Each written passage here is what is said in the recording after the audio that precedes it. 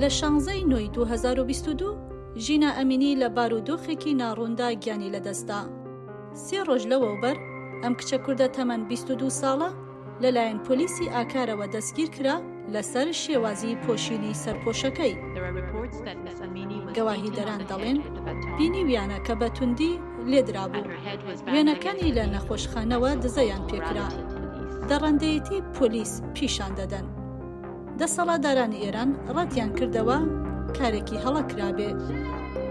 مەرگی ئەم کچە ناڕەزایەتی سەرتاسەری دژی حکوومەتی ئێرانی لێکەوتەوە لەسەر ئاستی نێودەوڵەتیش دەسەڵاتدارانی ئێرانی لەسەر سەرکۆنەکرا.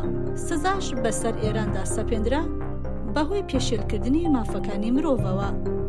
ژمارە یەک لە کەسایەتیە ناودارەکان لە سەرانسەری جیهاندا بەشداریان لە ناڕەزایەتیەکاندا کرد و تیشکیان خستە سەر خەباتی بەردەوامی ژنان لە ئێران لە پێناو بەدەستهێنانی مافەکانیاندا.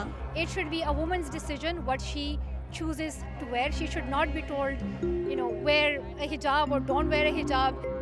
The murder of Mahsa Amini in the hands of the police sparked a revolution